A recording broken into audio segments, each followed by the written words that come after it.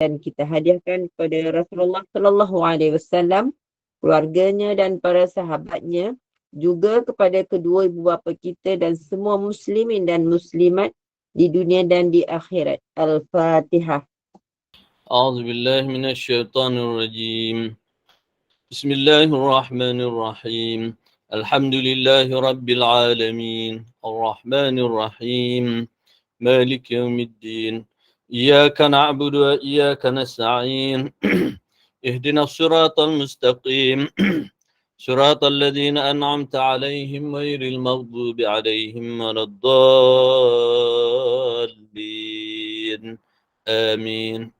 Amin, amin, ya Rabbal Alamin. Untuk meneruskan majlis, saya dengan penuh takzim menyerahkan majlis ini kepada Al-Fadhil Ustaz. Dengan segala hormatnya, dipersilakan Ustaz. Terima kasih pengusi. Bismillahirrahmanirrahim. Alhamdulillahirabbil alamin. Wassalatu wassalamu ala asyrafil anbiya'i wal mursalin Sayyidina Muhammad wa ala alihi wa ashabihi haqqa qadrihi wa miqdarihi al-azim. Amma ba'd. Muslimin dan muslimat, tuan-tuan dan puan-puan yang dirahmati Allah Subhanahu wa taala sekalian. Alhamdulillah, bersama lagi pada malam ini dalam program Tajdid Iman, dalam program pengajian Gema Nur Iman ini. Alhamdulillah, kita bersyukur kepada Allah Subhanahu wa taala kerana di dalam kesibukan kita masing-masing kita masih lagi diberi peluang oleh Allah Subhanahu wa taala untuk menjadari dengan kehidupan kita bahawa kita adalah hamba Allah Subhanahu wa taala yang hidup di dunia ini hanyalah sementara. Sebelum kita memulakan pengajian kita mengenai sebab-sebab iman kita menjadi lemah ini, suka saya memulakan pengajian kita dengan sebuah kisah yang boleh memberikan kepada kita kesedaran kepada Allah Subhanahu wa taala.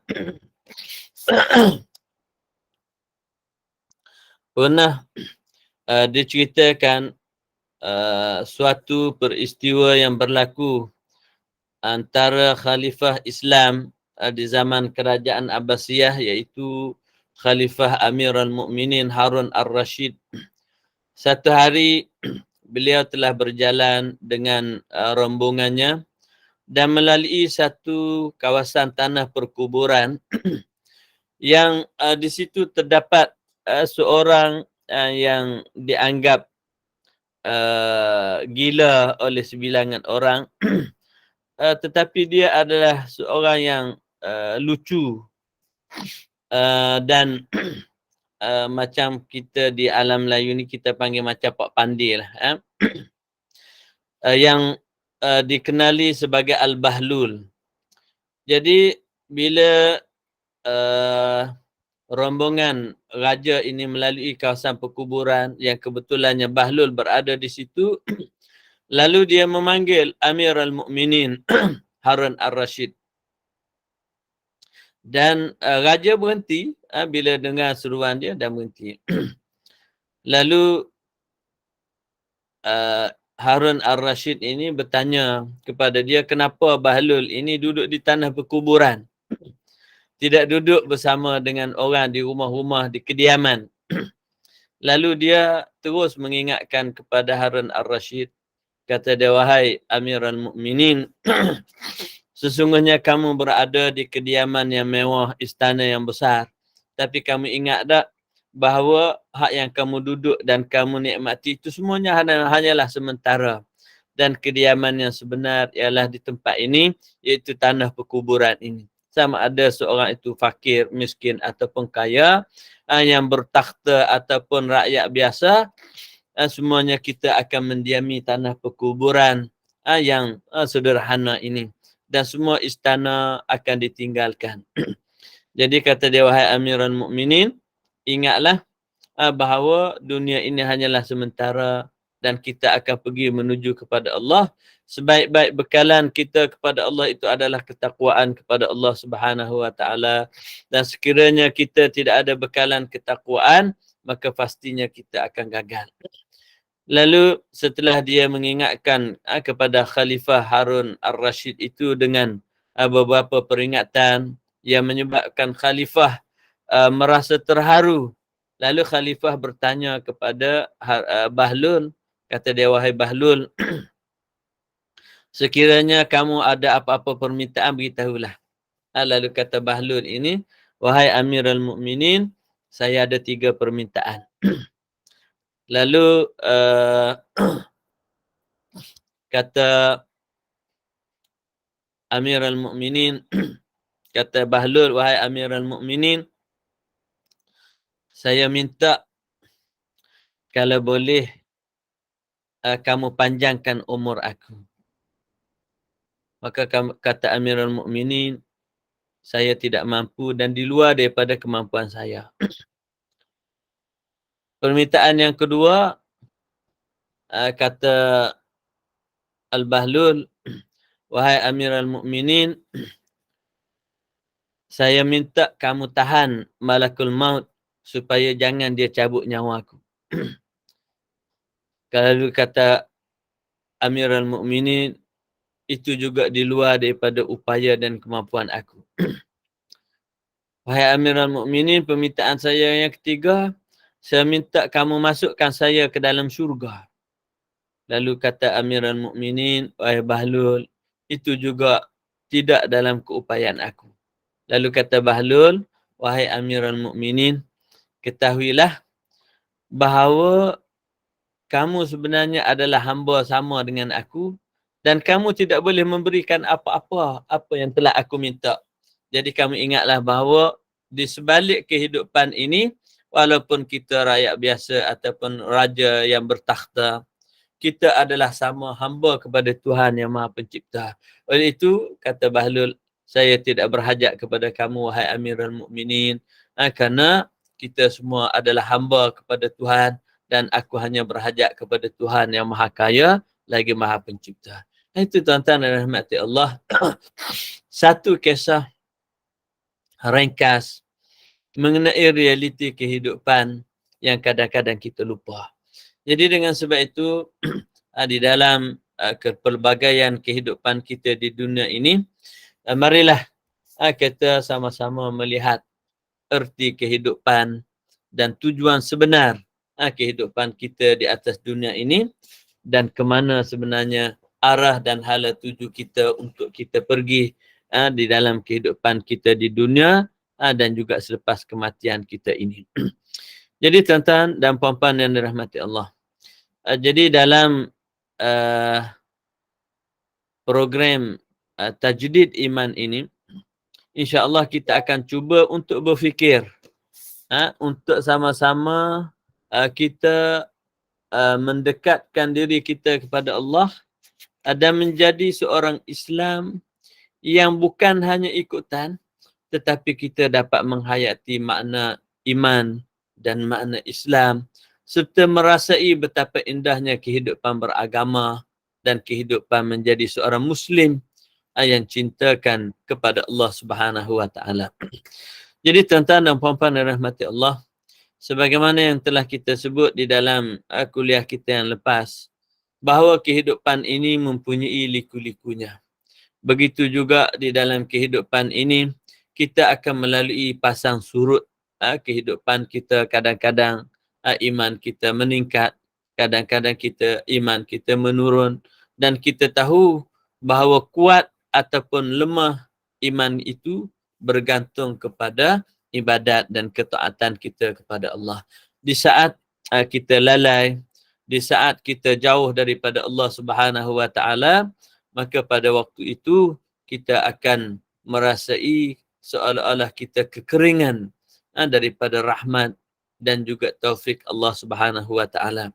Di saat kita bertakwa kepada Allah, kita akan merasai kemanisan dan kelazatan serta munajat-munajat kita kepada Allah Subhanahu wa taala menjadikan suatu kehidupan ini indah dan bermakna di saat kita sentiasa dekat dengan Allah Subhanahu wa taala. Jadi tuan-tuan dan puan-puan yang dirahmati Allah, marilah sama-sama pada malam ini untuk kita melihat beberapa sebab yang menjadikan iman kita lemah dan kita jauh daripada Allah Subhanahu wa taala. Di dalam kuliah kita yang lepas, kita dah sebut 4 daripada tanda-tanda iman kita lemah, iaitu kita terjerumus dalam melakukan dosa dan maksiat. Dan yang kedua, kita merasai keras hati, iaitu sukar menerima nasihat dan teguran, dan juga mudah untuk melakukan perkara-perkara dosa dan maksiat. Dan yang ketiga, kita tidak memperbaiki kualiti ibadat kita. Kita tidak memperbaiki kualiti ibadat kita. Bahkan kita tidak mempunyai rasa tunduk dan juga rasa ikhlas bila kita melakukan sesuatu kepada Allah. Dan yang keempat, rasa malas dan juga berat untuk melakukan taat. Itu 4 perkara yang telah kita bincang secara terperinci di dalam kuliah kita yang lepas. Dan itu merupakan tanda-tanda lemah iman kita kepada Allah Subhanahu wa taala. Dan malam ini insya-Allah kita cuba untuk meneliti beberapa tanda dan ciri-ciri yang menunjukkan iman kita lemah, yang memerlukan kepada kita berusaha untuk memperbaiki diri dan mentajdidkan iman kita supaya kita kembali ke landasan dan juga istiqamah di dalam ketaatan. Yang kelima, di antara tanda-tanda iman kita lemah yang disebut dalam bahasa Arab dhiqus sadr, sari'ut tadajjur. Maksudnya kita rasa sempit dada dan juga rasa mudah frust ataupun kecewa. Jadi orang-orang yang imannya lemah ini, mereka akan mudah putus asa. Tidak ada tempat pergantungan dan juga pengharapan kepada Allah Subhanahu wa taala yang Maha Kuasa. Pernah suatu kami belajar di Mesir dulu. Suatu ketika ada kawan yang pergi melawat Bukit Tursina, tempat Nabi Musa bermunajat dengan Allah Subhanahu wa taala. Jadi biasanya Bukit Tursina ini kita mendaki di waktu malam. Kita akan mendaki jam 12 ataupun jam 1 malam. 1 pagi lah kita kata. Kemudian kita akan sampai ke puncak itu hampir-hampir subuh lah, sebelum subuh ataupun di waktu subuh.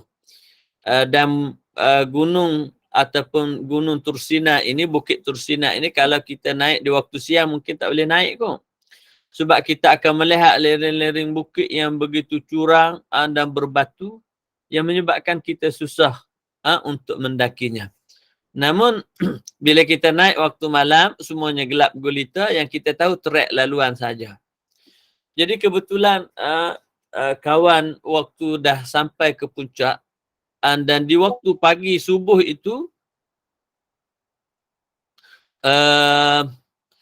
sewaktu selepas salat subuh, masing-masing orang Islam dan juga non-Muslim pun juga naik biasanya ke bukit itu. Orang Kristian pun naik, Jepun, Korea dan orang Eropah naik. Di waktu pagi itu tiba-tiba berlaku gempa bumi. Jadi kawan yang berada di puncak itu melihat, kawan-kawan saya daripada Turki dan juga Indonesia, mereka melihat, dia kata gempa bumi ini seolah-olah dari puncak bukit itu nampak macam gerakan tikar begitulah, sebab bumi bergerak beralun. Jadi daripada gerakan itu mengeluarkan debu dan asap daripada bumi. Jadi di saat berlaku gempa bumi, orang-orang kafir ini hanya menjerit saja. Menjerit-jerit. Tak tahu nak buat apa. Di waktu berada di puncak bukit. Sementara orang-orang Islam semuanya bertakbir Allahu Akbar, la ilaha illallah, Allahu Akbar, la ilaha illallah. Jadi di sini kita boleh melihat tuan-tuan, di saat kesempitan dan keadaan yang sangat-sangat kita kata menakutkan, getir dan juga kita kata bimbang, kerana mungkin saja dengan gempa bumi itu batu-batu akan runtuh, bahkan mereka mungkin akan jatuh, dan ini mungkin saja boleh berlaku. Jadi bagi orang yang beriman, di saat sedemikian mereka akan menyeru Tuhan. Mereka akan bergantung kepada Allah. Itulah sifat orang yang beriman. Jadi di dalam kesempitan, orang-orang yang beriman ini akan redha kepada Allah. Akan menerima segala ketetapan dan ketentuan Allah. Dan mereka bertawakal, berserah dan bergantung kepada Allah Subhanahu wa taala. Jadi mereka tidak pernah mempunyai rasa putus asa, kecewa, walaupun dalam apa jua keadaan. Pernah diceritakan oleh Dr. An-Nabulsi, Dr. Muhammad Ratib An-Nabulsi, mengenai orang yang redha dengan ketentuan Allah. Seorang nurse di hospital melayan 2 orang pesakit yang mengidap penyakit yang sama. Seorang tidak boleh terima apa yang dia hadapi dengan penyakit dan kesakitan. Maka dia begitu keluh kesah, senang marah, bahkan mungkin doktor dan juga nurse juga dimarah, dimaki hamun. Bila mungkin lambat ataupun tidak sempurna memberikan layanan kepada dia dan seumpamanya. Maka melihat situasi sedemikian, kita melihat orang yang tidak redha dengan ketentuan Allah ini, mereka akan merasakan cemas dan juga marah kepada orang yang ada di sekitar, bahkan tidak boleh menerima apa yang ia hadapi. Sedangkan seorang yang mempunyai penyakit yang sama dan situasi yang sama, keadaannya tenang, tidak ada marah-marah, bahkan redha dengan ketentuan Tuhan. Itulah takdir dan kehendak Allah ke atasnya, dan ia sabar, menanggung penderitaan, dan menyerahkan segala-galanya kepada Tuhan. Begitulah kita tengok 2 insan yang berhadapan dengan situasi yang sama, yang kita boleh melihat bagaimana berbeza orang yang beriman, yakin kepada Allah, bergantung kepada Allah, redha dengan ketentuan Allah, dengan seorang yang lemah imannya, yang kita boleh melihat reaksi dan juga tingkah laku yang sangat buruk, sehingga memaki hamun, mencela, bahkan menjerit-jerit, bahkan juga melakukan perkara yang tidak sepatutnya. Dan inilah yang kita melihat bagaimana orang-orang yang saleh, di saat mereka menimpa ujian Allah, mereka menerima dengan penuh keredaan. Sebab itu Imam Al-Ghazali di dalam kitab dia Minhajul Abidin menyebut ada beberapa perkara yang boleh memberikan gangguan kepada seseorang itu untuk beribadat kepada Allah. Itu yang pertama, di saat ia memikirkan urusan makan, minum dan kehidupan. Jadi orang-orang yang beriman akan berserah, bertawakal kepada Allah tentang urusan kehidupan dan rezekinya, kerana Allah memberi jaminan kepada orang-orang yang beriman urusan rezeki dan kehidupannya. Di saat mereka berdepan dengan ujian Allah Subhanahu wa taala, mereka redha dengan takdir. Dan bila mereka menghadapi takdir tersebut, mereka menerimanya dengan penuh kesabaran. Jadi sekiranya ini berlaku, maka iman seseorang itu akan menjadi mantap dan keyakinan kepada Allah akan menjadi kuat. Namun di saat imannya lemah, di dalam kehidupan kita tidak berserah kepada Tuhan. Bahkan kita merasakan semuanya adalah kerana kebijaksanaan kita, kepandaian kita, bukan dengan taufik daripada Allah Subhanahu wa taala. Begitu juga bila kita ditimpa dengan susah payah, sakit, demam ataupun ujian-ujian yang membuatkan kesusahan di dalam kehidupan, kita tidak boleh terima ketetapan Allah. Bahkan kita juga tidak sabar untuk menanggung ujian-ujian Allah Subhanahu wa taala. Begitulah bila iman kita menjadi lemah. Di saat iman seseorang itu kuat, dalam waktu mereka senang, mereka bersyukur kepada Allah. Di saat mereka diuji Tuhan, mereka bersabar dengan ujian. Dan dalam dua situasi, mereka semua beruntung kerana mendapat ganjaran daripada Tuhan Azza wa Jalla. Yang keenam, di antara tanda-tanda kelemahan iman dalam diri kita ialah kita lalai daripada mengingati Allah Subhanahu wa taala.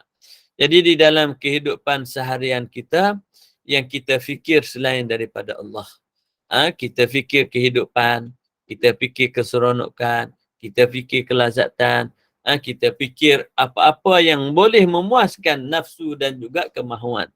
Tetapi kita tidak memikir tentang kebesaran Tuhan. Kita tidak ada waktu untuk berada di dalam majlis-majlis yang boleh menyebabkan kita patuh dan taat kepada Allah Subhanahu wa taala.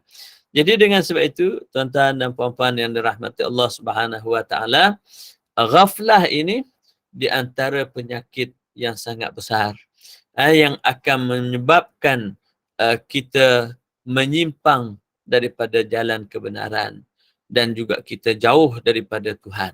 Jadi dengan sebab itu Allah Subhanahu wa taala di dalam Al-Quran sentiasa mengingatkan kita supaya kita sentiasa dalam zikrullah. Ya, Tuhan berfirman, ya ayyuhalladzina amanu dzkurullaha zikran katsira. Wahai orang-orang yang beriman, hendaklah kamu sentiasa mengingati Allah Subhanahu wa taala. Hendaklah kamu sentiasa dalam keadaan istiqamah kepada Allah Subhanahu wa taala. Imam Al-Ghazali di dalam kitab Minhajul Abidin menjelaskan untuk menjadikan kita ini sentiasa istiqamah, kita perlu sentiasa mengingati tiga perkara.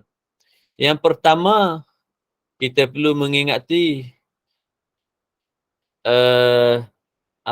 kebesaran dan juga keagungan Allah Subhanahu wa taala. Dan yang kedua, kita perlu mengingati azab Allah Subhanahu wa taala dan juga seksaannya yang sangat dahsyat. Dan yang ketiga, kita juga perlu untuk sentiasa meneliti ayat-ayat suci Al-Quran yang berkaitan dengan peringatan, targhib dan juga tarhib. Dorongan-dorongan kebaikan dan juga ancaman-ancaman terhadap kejahatan. Sekiranya kita mengingati berterusan situasi ini, ia akan menjadikan kita itu istiqamah dalam ketaatan. Jadi dalam keadaan kita lalai mengingati bahawa perhidupan ini adalah perjalanan menuju akhirat, sebagaimana kisah yang kita sebut tentang Amirul Mukminin Harun Ar-Rashid dengan seorang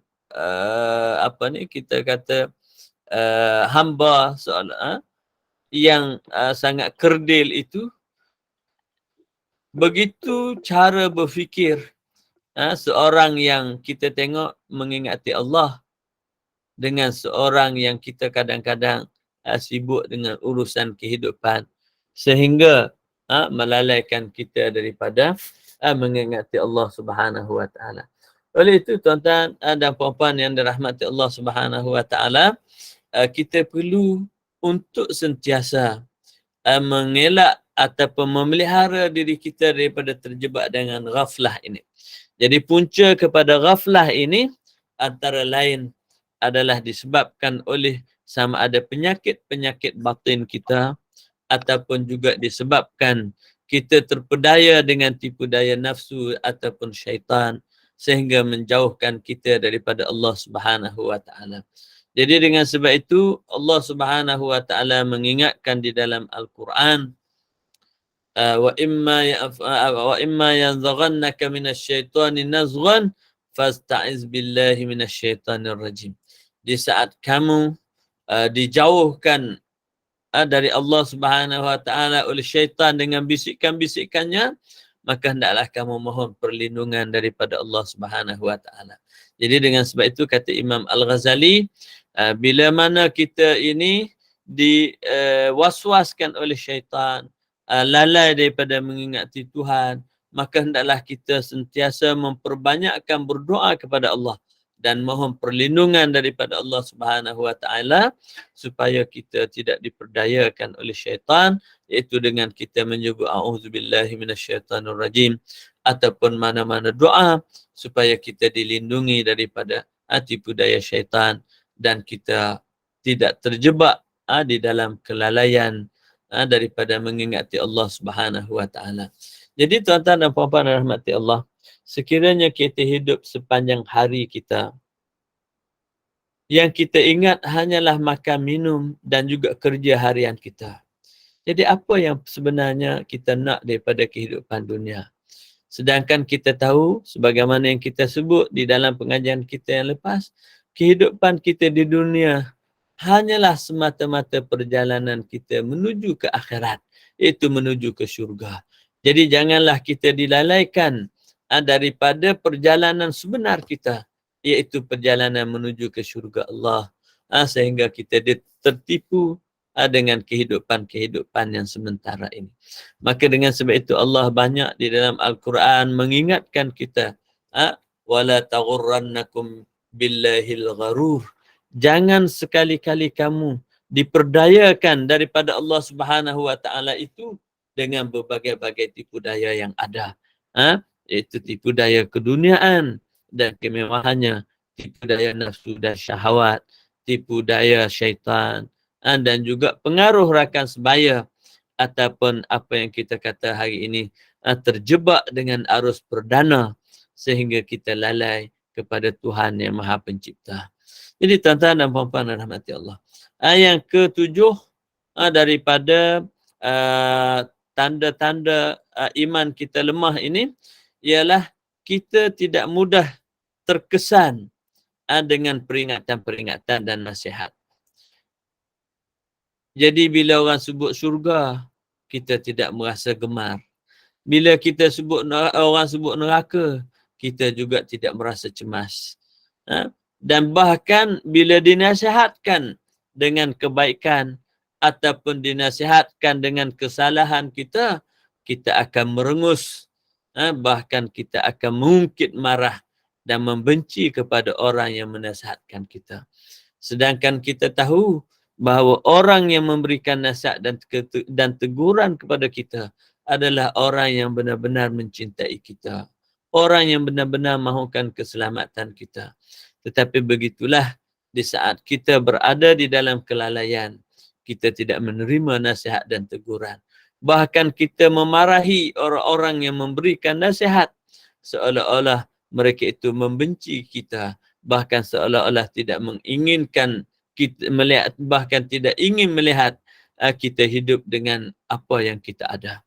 Jadi inilah tuan-tuan yang dirahmati Allah, kita melihat ciri-ciri orang-orang yang lalai daripada Allah Subhanahu wa taala ini. Imannya lemah, bahkan kita melihat kebanyakan mereka yang kufur kepada Allah, kekufuran mereka itu bukan kerana kejahilan, bahkan kekufuran mereka itu adalah kerana kesombongan dan keangkuhan, ataupun yang dipanggil dalam bahasa Arab kufrul juhud. Kufur kerana angkuh setelah melihat kebenaran tetapi tidak mahu terima kebenaran disebabkan keangkuhan dan kesombongan yang ada dalam diri seseorang. Jadi dengan sebab itu tuan-tuan dan puan-puan yang dirahmati Allah, muslimin muslimat yang dikasihi, antara tanda keimanan, tanda lemahnya keimanan kita kepada Allah ialah sukar menerima nasihat dan teguran. Sebab itu di dalam hadis Rasulullah sallallahu alaihi wasallam menyebut ad-dinun nasihah. Agama itu adalah nasihat. Seolah-olah menjadikan agama itu keseluruhannya adalah nasihat menasihati. Sebagaimana kita dengar di dalam haji, al-hajju arafah. Haji itu ialah arafah. Sedangkan kita tahu rukun-rukun haji dan umrah itu rukun-rukun haji itu adalah termasuk juga tawaf, sa'i, melontar. Tetapi disebut oleh Nabi Hajju Arafah. Kerana mana-mana orang yang ingin menunaikan haji, sekiranya mereka tidak berwukuf di Arafah, maka dia tidak akan mendapat haji walaupun perkara-perkara haji yang lain itu dilaksanakan. Menunjukkan betapa Arafah itu adalah sebagai rukun utama. Sebagaimana dengan taubat, Nabi kata at-taubatu an-nadamah. Taubat itu adalah penyesalan. Seolah-olah sekiranya tidak ada penyesalan, maka dari lubuk hati, maka taubat itu ia sebenarnya tidak mencapai makna taubat yang sebenar.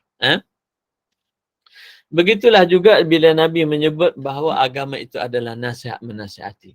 Kerana itulah nilai agama Islam yang sangat bermakna bagi kita orang Islam, iaitu kita akan melihat umat ini berada di dalam keadaan tenteram, harmoni dan kita kata sejahtera, tidak ada perkara-perkara yang boleh membawa kepada keburukan, kerisauan dan juga boleh membawa kepada kemudaratan di dalam kehidupan.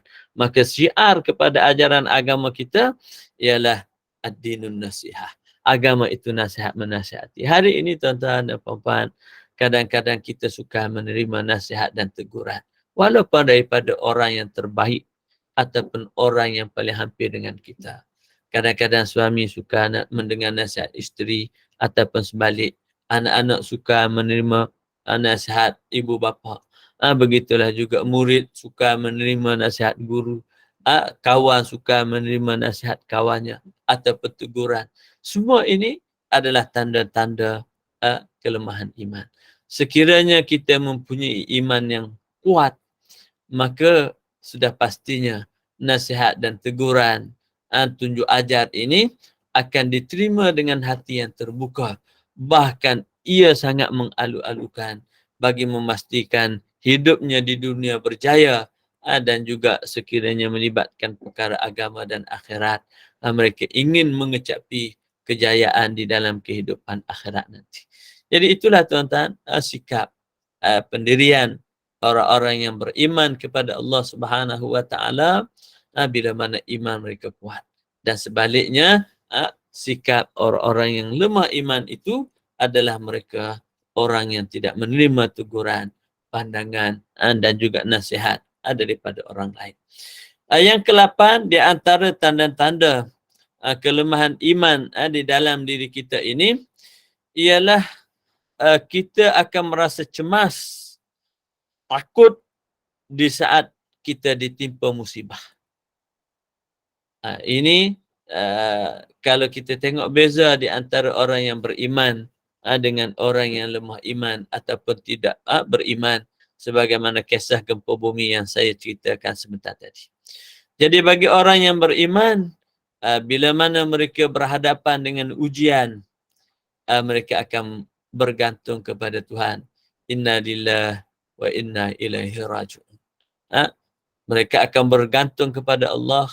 Mereka tahu bahawa mereka hidup di dunia mereka adalah hamba Allah dan pergantungan, perlindungan akan dipohon kepada Allah Subhanahu wa taala.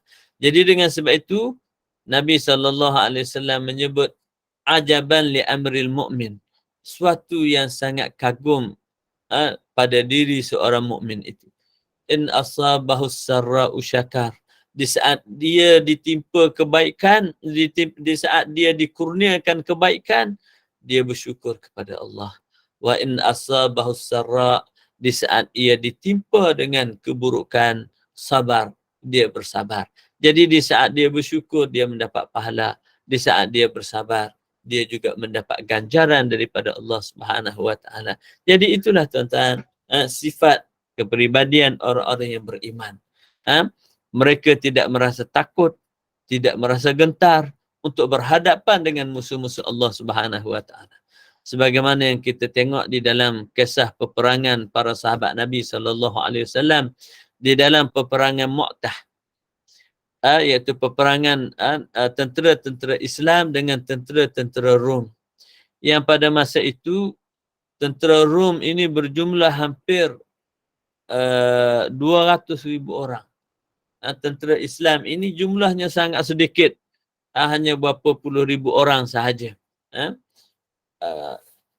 Di saat tentera-tentera Islam ini mendengar jumlah tentera Rom pada masa itu lebih kurang 200,000 orang campur dengan tentera-tentera kabilah Arab yang menjadi sekutu mereka, maka sebilangan daripada kaum muslimin berkata kepada ketua mereka iaitu Sayyidina Abdullah ibn Rawahah, kata dia, kita jangan berperang sebab tentera kita sedikit, sangat kurang berbanding dengan tentera musuh. Jadi kita minta bantuan daripada ada maklumat daripada bawah ni, tentera muslimin lebih kurang dalam 3,000 orang. Bukan 30,000 orang. Jadi bilangan yang sangat kecil. Maka pada masa itu Rasulullah sahabat-sahabat Rasulullah sallallahu alaihi wasallam ini ada yang dalam kalangan mereka ini merasa cemas. Lalu Sayyidina Abdullah ibn Rawahah melihat ini sebenarnya kebaikan untuk kita. Kita tidak kira siapa yang ada di depan kita dan berapa banyak jumlah mereka. Bagi kita, sekarang ini, kita akan tempuh mereka ini. Kalau kita menang, maka itulah yang kita nak kerana kita nak menjulang Islam. Mengalahkan musuh-musuh yang telah membenci Islam dan Tuhan ini. Tapi sekiranya kita tewas, kita mendapat syahid dan ganjaran yang besar di sisi Tuhan. Yang menyebabkan mereka semua bersemangat dan tahu objektif dan tujuan kehadiran mereka sebagai menyahut seruan dan perintah Allah untuk berjihad di jalan Allah Subhanahu Wa Taala. Jadi di sini kita melihat tuan-tuan dan puan-puan rahmati Allah. Bila mana keimanan itu mantap di dada, bukan yang kita lihat adalah persekitaran manusia sahaja. Bahkan yang lebih besar daripada itu adalah pergantungan kita kepada Allah. Maka dengan sebab itu Tuhan memberi jaminan, in tansurullah yansurkum. Bila mana kamu menolong Allah, maka Allah menolong kamu. Bila mana kita berpegang dengan ajaran Allah, kita berjuang untuk Allah, kita ikhlas kehidupan kita kepada Allah, maka tidak ada sebab Allah mengabaikan kita. Bahkan kita melihat bagaimana Allah Subhanahu Wa Taala memberikan pertolongan kepada Rasulullah, kepada para sahabat Rasulullah dan kepada kaum muslimin, maka semuanya itu juga akan diberikan kepada sesiapa sahaja di saat mereka itu bergantung kepada Allah. Maka dengan sebab itu mereka yang kuat imannya tidak pernah merasa takut, bahkan merasa cemas menghadapi kehidupan di saat mereka bersama dengan Allah. Sebab itu kita melihat bagaimana Rasulullah sallallahu alaihi wasallam di saat dikejar oleh orang-orang Quraisy waktu Nabi dan Sayyidina Abu Bakar di dalam gua Hira itu, di dalam gua Sur itu. Rasulullah sallallahu alaihi wasallam di saat melihat Sayyidina Abu Bakar dalam keadaan cemas, maka Nabi sallallahu alaihi wasallam berkata, innallaha ma'ana. Sesungguhnya Allah bersama kita, wahai Abu Bakar. Tidak ada apa yang perlu kamu rasa cemas. Dan Nabi dalam keadaan yang cukup aman dan cukup tenteram. Tidak ada rasa cemas dan tidak ada rasa gerun. Bahkan yakin dengan pertolongan Allah Subhanahu Wa Taala. Demikianlah kita melihat kehidupan para awliya, para salihin. Apa sahaja yang mereka menempuh kehidupan itu, tidak ada rasa cemas di dalam kehidupan mereka. Kerana keseluruhan mereka bergantung kepada Allah. Imam Ibn Atta' As-Sakandari, dia tulis ada satu kitab kecil dalam bahasa Arab. Dia kata, tajuk buku dia Isqatut Tadbir. Mana gugurkan tadbir kita yang kita fikir dan kita gantungkan tadbir kita ini kepada Allah Subhanahu Wa Taala. Demikianlah orang-orang yang beriman akan menjadi akan menjadi kuat di saat mereka berhadapan dengan ujian dan kesempitan. Yang kesembilan daripada tanda-tanda lemah iman kita ialah asyuhu wal al-bukhl, mana sifat kikir dan juga bakhil. Kerana ini seolah-olah kita tidak meyakini bahawa rezeki Allah Subhanahu Wa Taala itu cukup untuk semua. Seolah-olah kita merasakan harta dan rezeki kita akan berkurang bila mana dimakan oleh orang lain. Jadi dengan sebab itu Allah Subhanahu Wa Taala mengingatkan kita bahawa urusan rezeki ini termasuk di dalam urusan dan tadbir Allah kepada manusia. Kita boleh berusaha untuk memiliki rezeki yang diberi oleh Allah Subhanahu Wa Taala kepada hamba-hambanya. Tetapi kita perlu ingat bahawa apa-apa usaha yang kita ada sebenarnya tidak akan mengurangkan apa-apa rezeki yang telah dijanjikan oleh Allah kepada orang lain. Setiap orang memang sudah ada rezeki-rezeki yang dijamin oleh Allah walaupun kita menghalang daripada ia mendapatinya.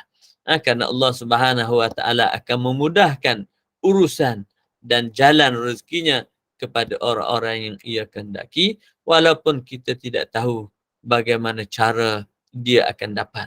Sebab itu di dalam hadis Rasulullah sallallahu alaihi wasallam bersabda, sekiranya kamu benar-benar bertawakal dan bergantung kepada Allah, maka Allah akan mengurniakan rezeki kepada kamu sebagaimana Allah kurniakan rezeki kepada burung yang keluar di waktu pagi dalam keadaan perutnya kosong dan kembali di waktu petang untuk ke sarangnya dan dalam keadaan ia telah kenyang dengan rezeki kurniaan dan pemberian Tuhan.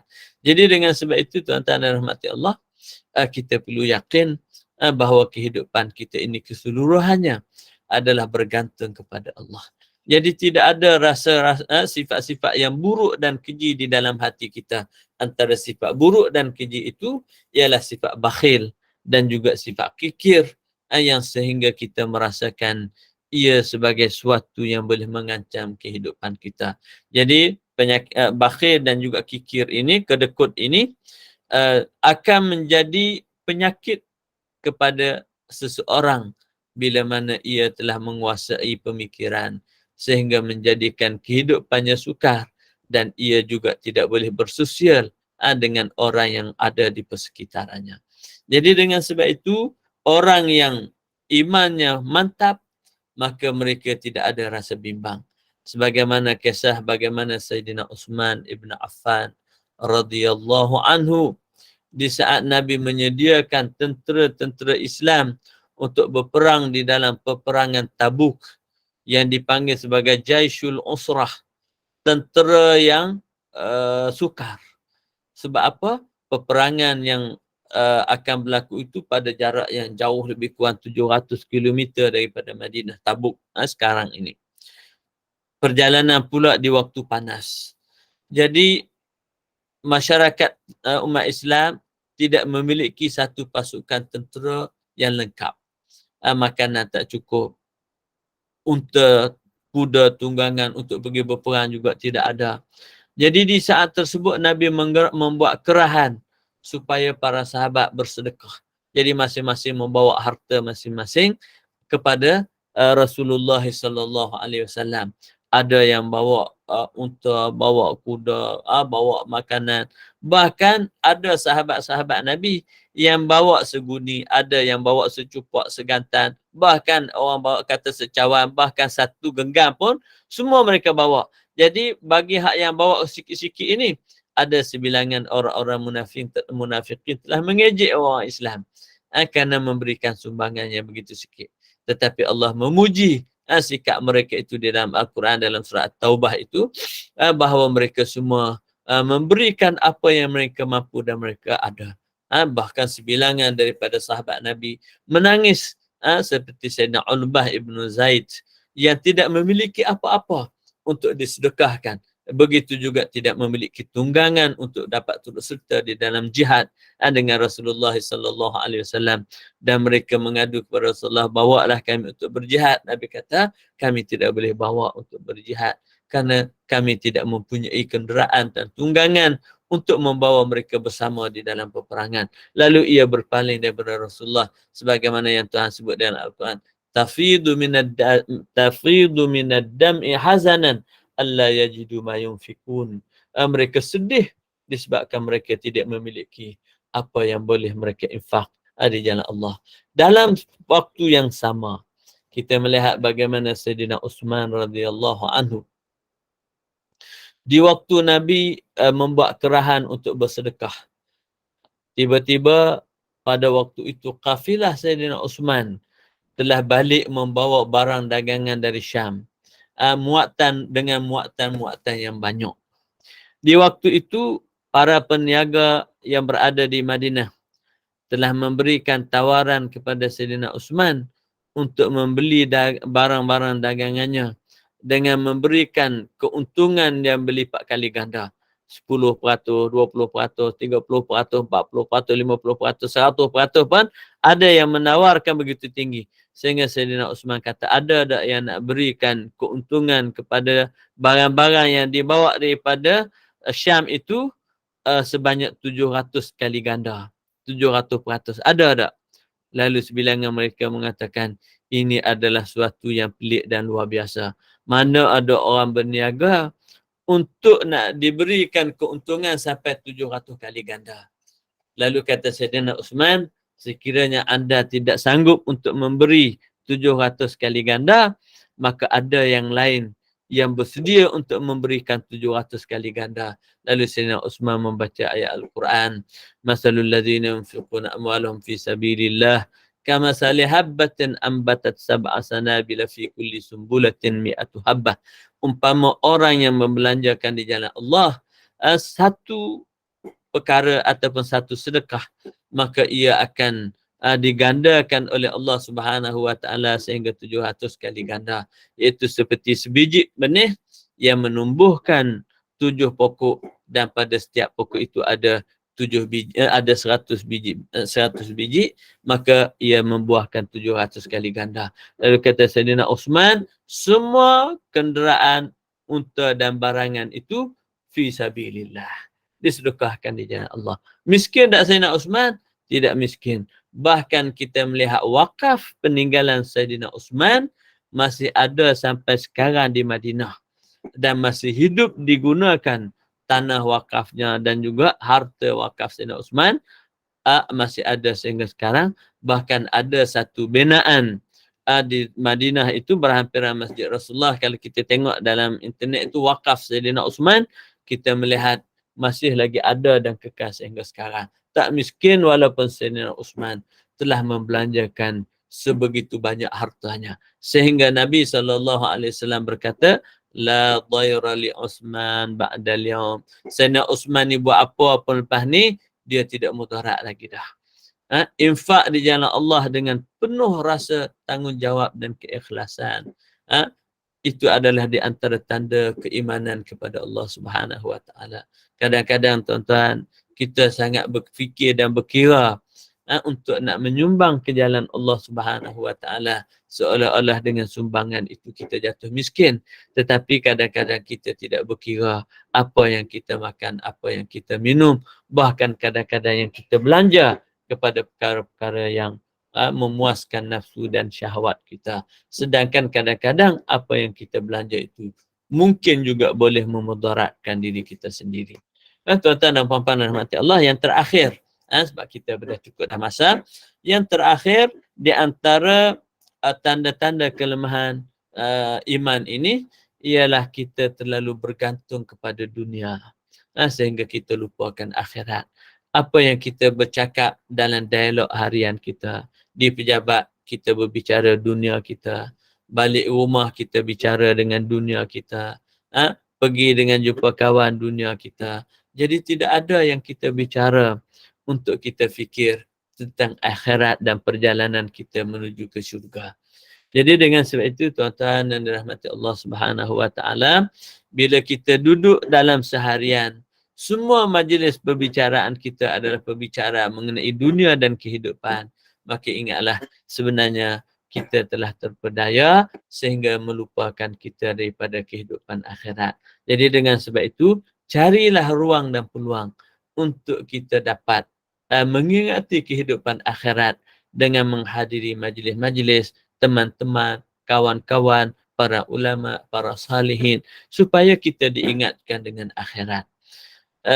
Dalam laporan jamaah tabligh baru-baru ini. Ada laporan jemaah tabligh daripada Afrika yang bercerita dengan negara-negara miskin Afrika itu. Masih masjid di tempat mereka beribu-ribu buah lagi. Yang hidup masjid itu seperti hidup zaman Nabi. Iaitu hidup masjid zaman Nabi macam mana? 8 jam masjid dibuka dan orang sentiasa ada. Beribu buah lagi. Maksudnya orang pergi ke masjid, kemudian pergi kerja, balik pergi masjid, dalam masjid mereka beriktikaf, mereka berdoa, mereka membaca Al-Quran, mereka beraktiviti, dan seolah-olah masjid itu, itulah rumah kedua mereka. Mereka pergi kerja, balik ke rumah, pergi masjid. Daripada masjid, mereka pergi kerja, pergi ke rumah, balik ke masjid. Jadi masjid ini sentiasa hidup dan dihadiri oleh orang. Kita nampak kalau tempat kita ini, tempat yang sentiasa dipenuhi orang ialah pasar-pasar malam, pasar raya. Itu kita pergi semua bawa anak isteri belakang. Ke masjid, surah, kadang-kadang kita pergi seorang, suami seorang, tak bawa anak-anak, sendirian, tidak bawa bersama. Akhirnya kita melihat banyak daripada masjid-masjid kita yang ada hanyalah orang tua-tua. Jadi dengan sebab itu kata para ulama, kalau kita nak tengok kuat ataupun lemah iman dan juga agama sesuatu tempat, tengok pada anak-anak muda mereka. Hari ini bila kita tengok tuan-tuan, majlis-majlis ilmu, kalau kita pergi ke masjid, semuanya adalah orang-orang tua belaka. Nak cari orang muda, boleh bilang jari. Kadang-kadang tiang masjid lebih banyak daripada mereka. Kan? Jadi begitulah juga kita tengok majlis-majlis yang melibatkan keagamaan ini, seolah-olah tidak ada sambutan daripada para remaja dan anak muda. Ini adalah satu cabaran kepada kita semua, para ibu bapa, supaya kita dapat menerapkan iman dan takwa kepada Allah Subhanahu Wa Taala. Tadi saya tengok sebuah laporan, saya lupa dah dalam rasanya seorang pegawai yang pernah bertugas di Bangsa-Bangsa Bersatu, rakyat Mesir. Dia pernah membaca satu laporan dan buku, saya tak ingat, W.T. Jensen ke apa, yang tulis, rasanya buku dia The Military, buku. Dalam bahasa Arab ni, As-Suwar, apa saya tak ingat dah tajuk tadi. Tapi buku itu memberi laporan daripada perisikan British dan juga Perancis, bagaimana mereka nak menjatuhkan kerajaan Osmaniyah. Dan dalam laporan itu, mereka telah membuat satu keputusan bahawa kekuatan umat Islam ini adalah disebabkan ramai kanak-kanak yang telah menghafal Al-Quran. Kerana anak-anak umat Islam ini pada usia 3 hingga 6 tahun mereka dah hafal Quran. Jadi bila mereka sudah menghafal Quran, anak-anak ini telah memiliki lebih kurang 50,000 patah perkataan pada usia yang begitu kecil. Kalau kita tengok bahasa Melayu kita ataupun bahasa Inggeris, mungkin dalam lebih kurang 2,000 patah perkataan. Itu sahaja bahasa yang kita ada. Maka dengan sebab itu anak-anak kita ini telah dihapuskan pengajian Al-Quran ini, dan anak-anak kita hanya pergi belajar untuk menyanyi, kemudian lompat-lompat sana sini di sekolah tadika dan tak baca Quran. Akhirnya dengan usaha ini, golongan yang menghafal Al-Quran tidak ada. Akhirnya remaja-remaja kita ini telah leka dan lemah, dan akhirnya kita melihat anak-anak umat Islam semakin jauh daripada Allah. Dengan sebab itu kita melihat mereka telah berjaya untuk menjatuhkan kerajaan Osmaniyah dan menawan Istanbul itu. Jadi ini adalah satu peringatan kepada kita. Ini 100 tahun yang lalu, bahkan 200 tahun yang lalu. Dan begitulah juga bila British Inggris telah menguasai negara-negara Asia Tenggara ini, hal yang sama dibuat. Dihantar, dibuka sekolah-sekolah Inggeris dan dijauhkan daripada Al-Quran, dan akhirnya kita melihat kita semakin hari semakin jauh daripada ajaran Islam, dan perancangan mereka benar-benar berjaya. Jadi dengan sebab itu tuan-tuan dan puan-puan rahmati Allah, marilah kita berfikir dalam tagging yang telah kita buat untuk Gemar Nur Iman ini, ialah tajdid iman. Kita akan bincang bagaimana tajdid iman dari sudut iman, tajdid iman dari sudut ibadat, tajdid iman dari sudut akhlak, tajdid iman dari sudut pemikiran, tajdid iman dari sudut kehidupan. InsyaAllah sekiranya usia panjang dan ada kelapangan waktu dan juga kesediaan tuan-tuan dan puan-puan sekalian, insya-Allah kita akan cuba melalui tagging yang kita pilih ini adalah suatu yang sangat menarik untuk kita menjadikan kita sebagai seorang Islam yang benar-benar merasai seronok dan indahnya beragama, dan kita juga mengetahui bahawa kehidupan kita ini hanyalah kehidupan yang sementara sebagai perjalanan kita menuju ke syurga. Di depan kita banyak halangan, banyak rintangan, banyak ujian dan cabaran. Sekiranya tanpa keimanan dan ketakwaan kepada Allah, maka kita diingatkan oleh Rasulullah bahawa di depan kita berbagai-bagai fitnah. Yang paling besar ialah fitnah Dajjal yang merupakan sebesar-besar ujian kepada kita orang-orang yang beriman, yang merupakan satu cabaran yang sangat besar. Jadi tuan-tuan dan puan-puan dirahmati Allah, kita sudah sampai pada penghujungnya. Jadi itulah 10 perkara yang perlu kita ambil perhatian di antara ciri-ciri lemahnya iman yang kita bilanglah satu-satu sebagai penutup. Yang pertama, kita mudah terjebak dengan dosa dan maksiat. Yang kedua, rasa keras hati. Yang ketiga, tidak cermat dan tekun dalam beribadat serta tidak ada keikhlasan. Yang keempat, malas, berat untuk berbuat taat dan ibadat. Yang kelima, kita rasa frust dan juga kecewa dengan kehidupan, lalai daripada mengingat. Yang keenam, lalai daripada mengingati Allah, tidak mudah menerima nasihat. Kemudian kita rasa cemas dan juga putus asa, takut bila ditimpa musibah. Dan yang kesembilan, bakhil dan juga kedekut. Dan yang ke-10, kita terpedaya dengan dunia, bergantung dengan dunia. Itulah tuan-tuan dan puan-puan dirahmati Allah, sepintas lalu perkongsian yang dapat kita sama-sama fikir untuk malam ini. Semoga sedikit sebanyak perkongsian ini memberikan manfaat untuk diri saya sendiri dan juga untuk tuan-tuan dan puan-puan yang dirahmati Allah Subhanahu Wa Taala. Okey, ada soalan? Silakan. Kalau ada silakan. Hak mana boleh jawab kita jawablah, hak tak boleh jawab tu insya-Allah minggu depan. Silakan.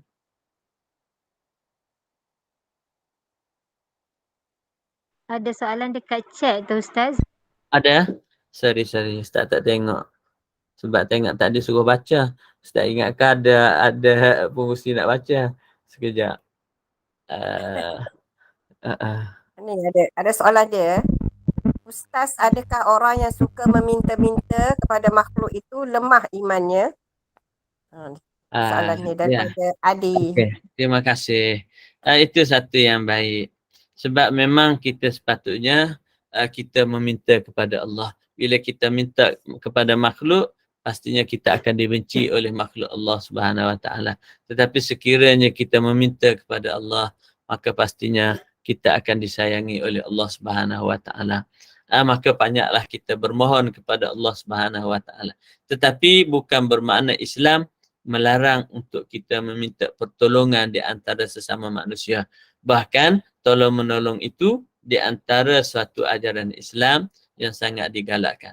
Tetapi menjadikan kehidupan kita ini hanya bergantung kepada orang lain, itu di antara perkara yang tidak digalakkan oleh agama. Bahkan Islam menyuruh kita untuk bekerja, berusaha. Bahkan Rasulullah SAW sentiasa berusaha untuk makan daripada hasil usaha tangannya sendiri. Bahkan pernah diceritakan ada orang yang beribadat tapi tidak bekerja untuk makannya itu, dia menunggu daripada sumbangan orang, pemberian orang. Kata dia hak yang bekerja itu lebih utama daripada orang yang beribadat. Jadi dengan sebab itu kita beribadat kepada Allah adalah tuntutan, tetapi bukan bermakna kita membebankan orang lain untuk keperluan kita. Jadi dengan sebab itu meminta-minta adalah di antara perkara yang tidak digalakkan di dalam agama. Sebab itu dalam hadis juga Nabi kata al-yadul ulya khairum min al-yadis sufla. Tangan memberi lebih baik daripada tangan yang menerima. Jadi ini sudah cukup bermakna. Jadi sebab itu kita tengok sifat orang beriman, walaupun mereka susah, mereka tidak akan menjadikan meminta itu sebagai satu orang kata kepribadian mereka. Bahkan mereka bersabar.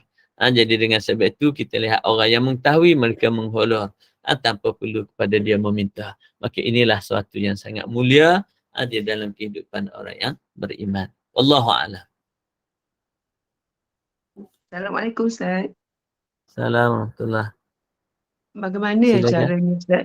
Bagaimana caranya kita nak mengekalkan keimanan kita yang sebenarnya apabila sesuatu ketika kita diduga menjadikan kita sekejap kita rasa lemah, sekejap kita rasa kuat, kadang-kadang kita rasa putus asa, kadang-kadang kita rasa okey. Jadi kalau kita nak stabilkan keadaan kita tu, bagaimana caranya Ustaz? Baik. Terima kasih Puan Hajah.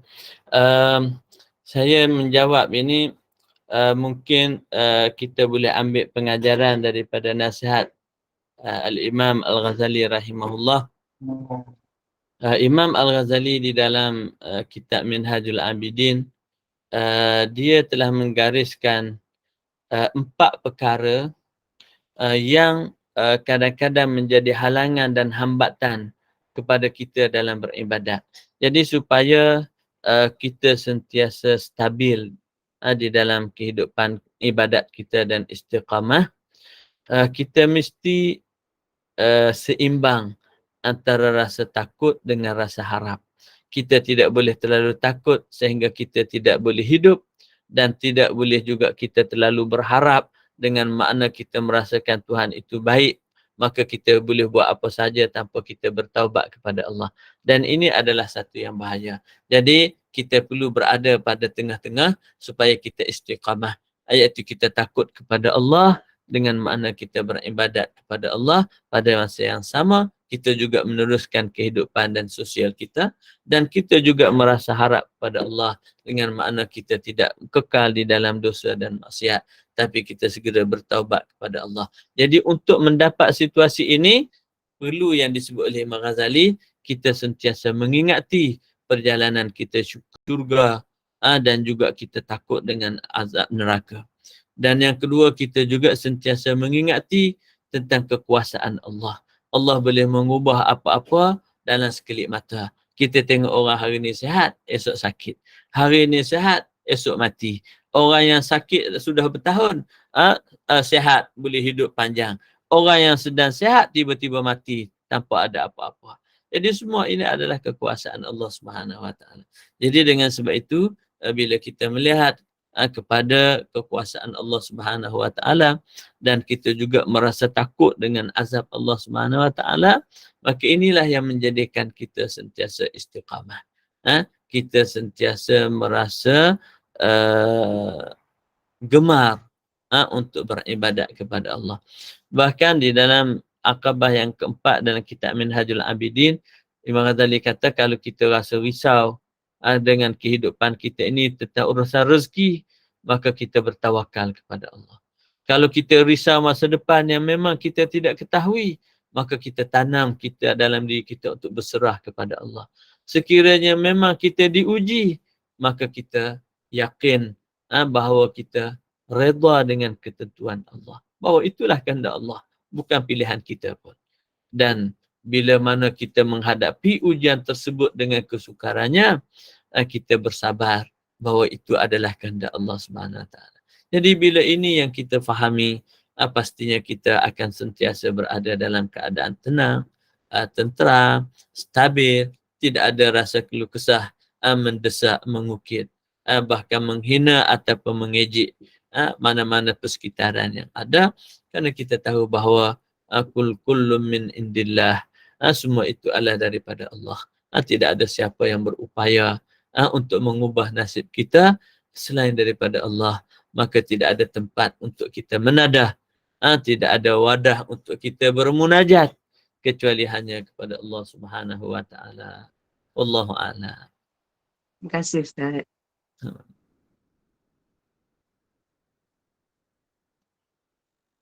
Dah. Tengah malam nanti cukup lah tengah malam ni. Nanti kan Setengah apa dah. tu? Papa kan pukul 11 pula, nanti kan protes pula, dia kata lambat habis kuliah ni.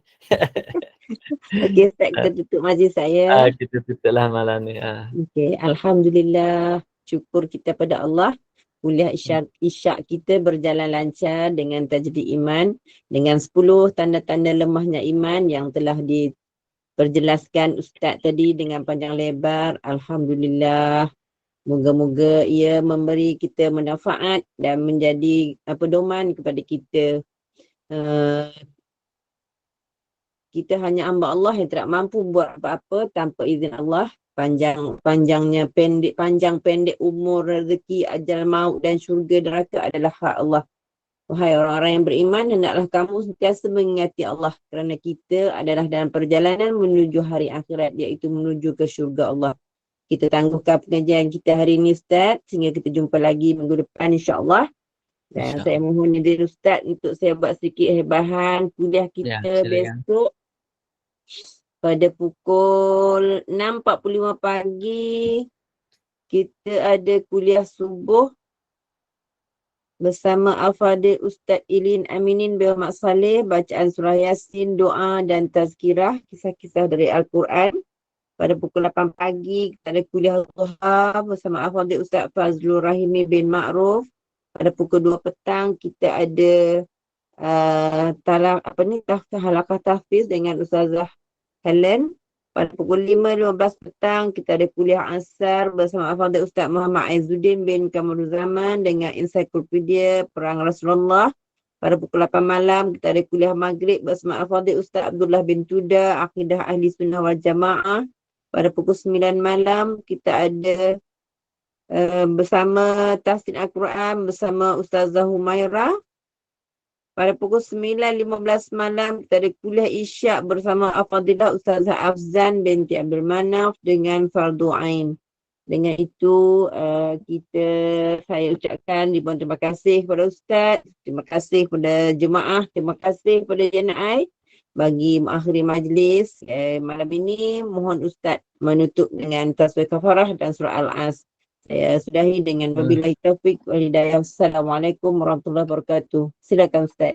Bismillahirrahmanirrahim. Alhamdulillah wassalatu wassalamu ala Rasulillah. Nasallallahu subhanahu wa ta'ala an yaj'alana minal ladzina yastami'una al-qawla wa yattabi'una ahsana. Allahumma anfa'na bima 'allamtana wa 'allimna ma yanfa'una wa zidna ilman nafi'an bi rahmatika ya arhamar rahimin.